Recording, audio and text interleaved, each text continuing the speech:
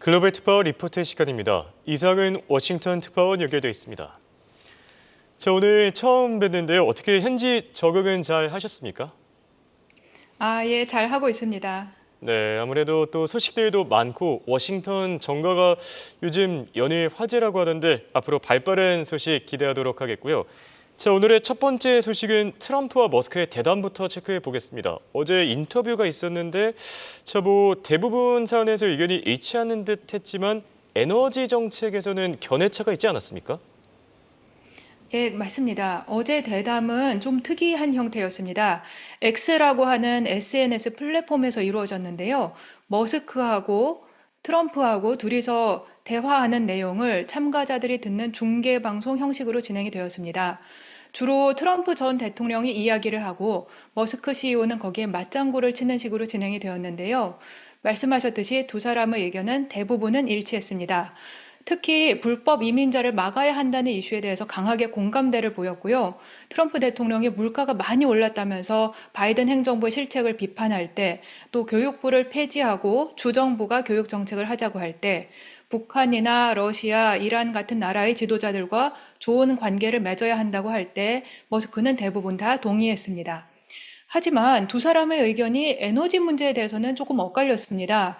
특히 화석 연료가 장기적으로 얼마나 사용되어야 하느냐에 대해서 생각이 좀 다르다는 점이 드러났는데요. 기본적으로 머스크는 테슬라를 창업한 사람이지 않습니까? 그래서 전기차 지원 정책을 선호합니다.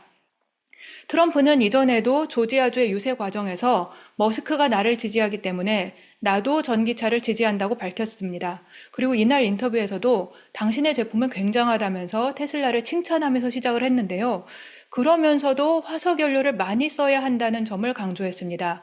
특히 AI 기술이 발전하면서 에너지 수요가 앞으로 2배가량으로 늘어날 것이라고 봤고요.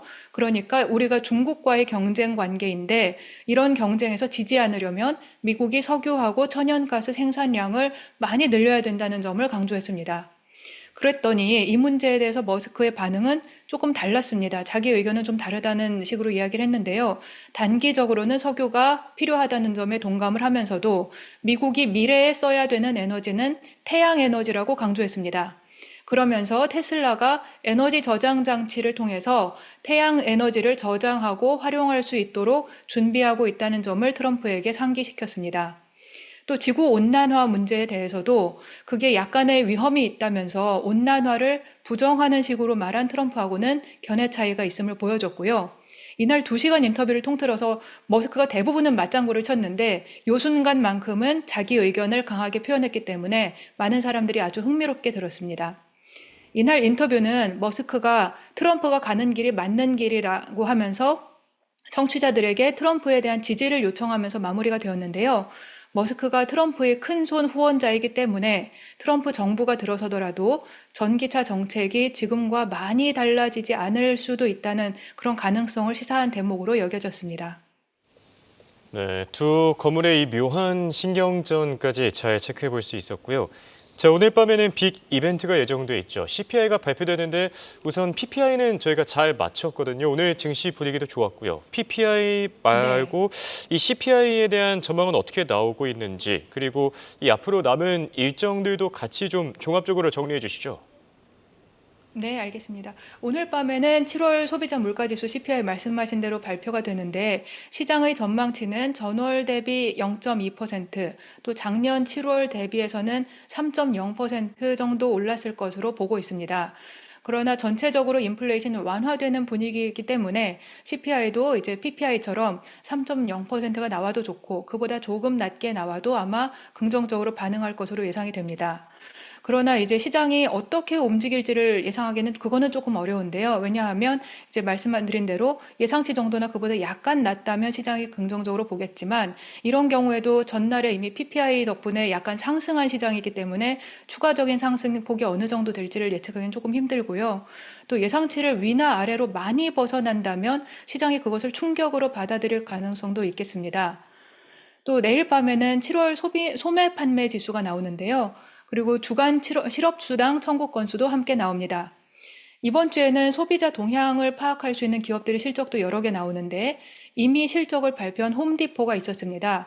홈디포는 뭐라고 했냐면 2분기에 자기들의 순이익이 작년 2분기에 대비해서 2.1% 줄었다면서 올해 매출도 전체적으로는 작년에 비해서 좀 줄어들 것 같다고 말했습니다. 원래는 연매출이 1% 정도 줄어들 것이라고 가이던스를 주었는데 그 가이던스를 3에서 4% 정도 더 줄어들 것 같다. 조금 더 나쁜 쪽으로 수정을 했습니다. 그 말은 무슨 말이냐면 이제 소비자들이 지갑을 닫고 있다는 것으로 이제 해석할 수 있겠고요.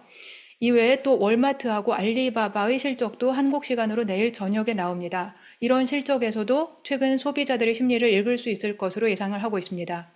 또 한국 시간으로 금요일 오전에는 어플라이드 머티어리얼즈의 실적도 나올 예정입니다. 네, 알겠습니다. 지금까지 도움 말씀의 이상은 워싱턴 특파원이었습니다. 감사합니다.